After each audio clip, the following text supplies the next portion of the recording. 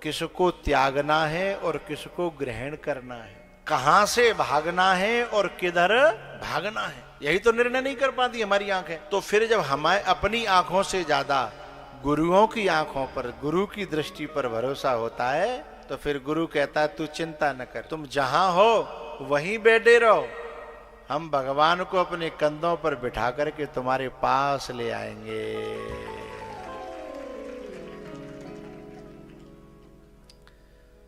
हनुमान जी ले गए हैं? और सती ने क्या किया? सती ने पहली बात तो यह है कि भगवान से पूछी नहीं, सीधे कही ये कोई भगवान है? तुम जहां तहां मां तो झुकाते फिर रहे हो हैं, ये कोई भगवान है? लेकिन पता है शंकर भगवान क्या कहते हैं कि हे सती, तुम जो है बाहर की क्रियाओं को देख करके अंदाजा लगा रही हो कि कौन भगवान है और कौन भगवान नहीं है, लेकिन मैं बाहर की क्रियाओं को नहीं देखता हूं।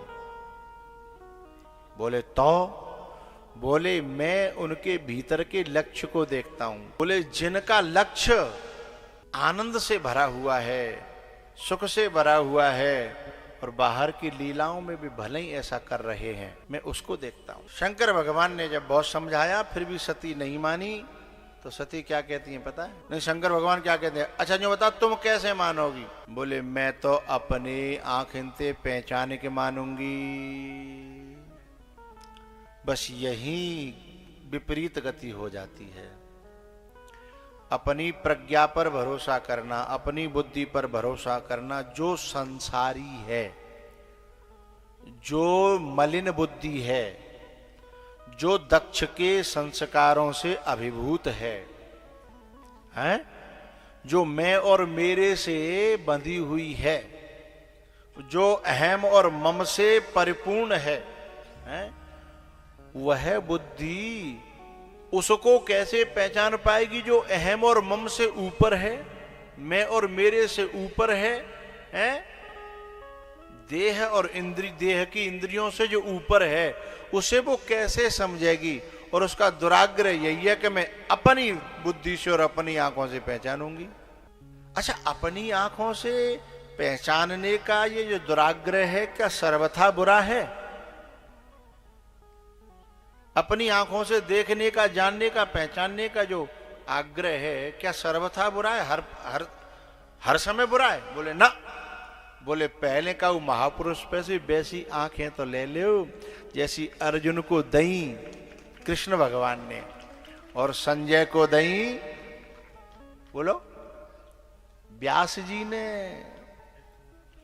या तो हमें कहू संत पेते बे आंखें मिल गई हों, वो नजरिया मिल जाए, वो ज्ञान मिल जाए, वो दिव्य दृष्टि मिल जाए, तो जी आग्रह करो कि नहीं अच्छा अब तो हम अपनी आंखें से देखेंगे, तो कोई दिक्कत भी नहीं है। आंखें भी वही संसारी, आंखें भी वही मायावी, और देखने चले हैं माया के पति को, तो धोखा तो खाना पड़ेगा ना।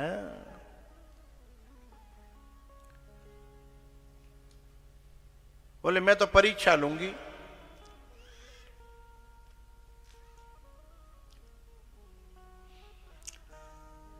दशरथ जी के जीवन में जब ये परेशानी आई कि ये आखिर मेरे संतान क्यों नहीं हो रही है, प्रश्न खड़ा हुआ, तो दशरथ जी भी गुरु जी के पास गए, जाको हल जानवे के लिए मिले कि नहीं मिले? अरे हाँ ना बोलो। दशरथ और दशानन के जीवन में भी ये प्रश्न खड़ा हुआ कि जिसने मेरी बहन की नाक काटी का है वो पता नहीं जीव है कि ब्रह्म है।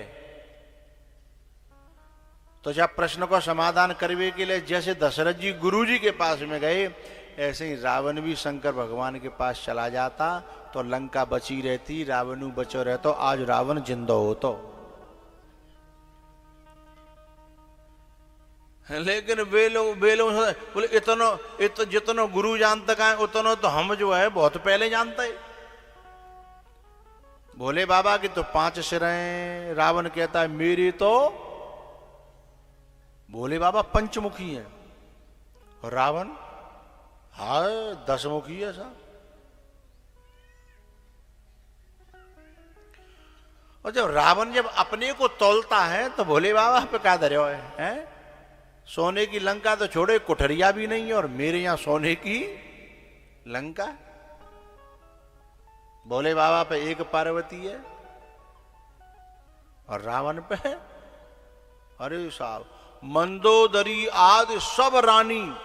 तो भौतिक आंखों से जब कोई अपने को और अपने गुरु को तौलेगा तो गुरु हमेशा उसे हल्का दिखाई देगा, क्योंकि जिसको हम संपत्ति मानते हैं उसे जरूरी थोड़ा ही है कि भोले बाबा संपत्ति मानते हों। इसलिए रावण भोले बाबा के पास जाता नहीं है। अरे भोले बाबा पहचान भी कोशिश करेंगे तो उनकी कितनी दूर की आंख है? उनके तो 5 मुख हैं, तो कितनी आंख है भाई? 10। अच्छा चलो एक में 3 मान लो, एक में रावण की दृष्टि से बात कर रहा हूं, एक में 3 मान लो। एक तो अधखुली रहते हैं, एक तो अधखुली है, तऊ चलो मान लो, जो कह दो तऊ मान लो। 15 भाई, 5 मुख हैं, एक में 3, 5 × 15, और मुंह पे तऊ 5 फालतू है, तो बेका जानेंगे। और फिर गुरुजी को इन छोटी मोटी बातों में परेशान करने की क्या जरूरत है? जाके लें तो हम ही काफी है।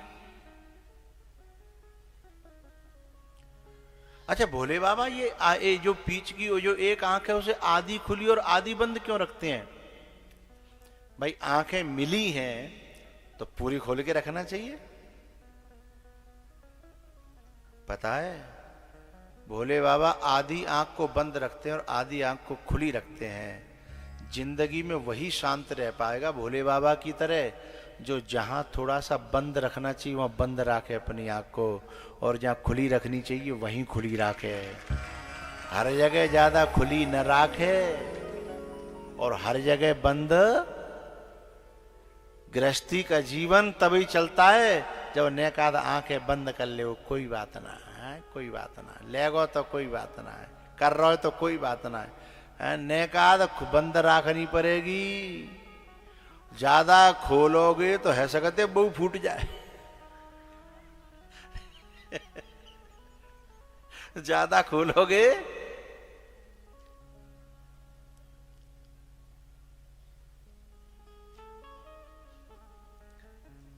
इसलिए अधखुली है।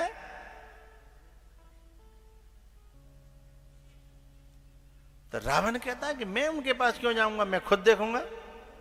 अब उन आंखों से परीक्षा ले रहा है, उन आंखों से जानने की कोशिश कर रहा है जो आंखें गुरु की दी हुई नहीं है, परमात्मा की महात्मा की दी हुई नहीं है। उन आंखों से राम को कैसे जानेगा? अरे खुद को ही नहीं जान पाया, जो खुद को नहीं जान पाया वो खुदा को कैसे जानेगा? हा? खुदा को भी वो जानेगा जो पहले खुद को जानेगा, और खुद को वो जानेगा पहले जिसने अपनी आंखों को अंतर्मुखी कर लिया होगा। पहले अंतर्मुखी। एक आदमी जो है, चश्मा की दुकान है हजीरा पे,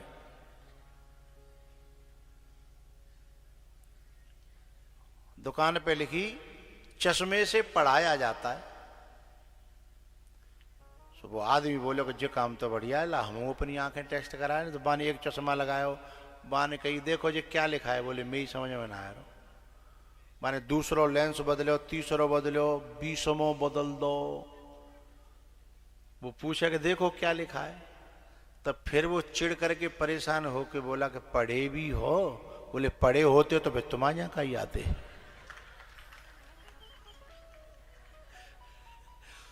तो बाहर के अक्षर की भी पहचान तब होगी जब पहले अक्षर का ज्ञान भीतर होगा, है? पहले अंतर्मुखी ज्ञान तो हो जिन अक्षरों का। बाहर लिखे हुए अक्षर तब पहचान में आएंगे जब पहले उन अक्षरों के इस आकृति को ये कहते हैं, इसका पहले भीतर तो ज्ञान हो, तब बच्चा चश्मा बायने की इतनी देर से परेशान कर रहे हो, पहले ही बता देते कि पढ़े नहीं हो। बोले तुमने ऊपर लिख रहा कि यहाँ चश्मे से पढ़वाया जाता तो हम समझ गए वो काम। हा?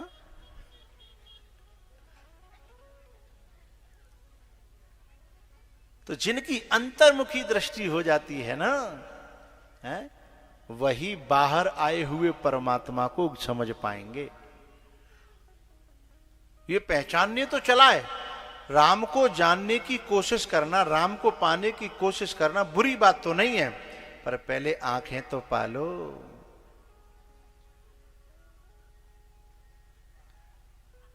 और आंखें कहां मिलती हैं? बोले राम कथा में। आंखें उघरहे बिमल विलोचन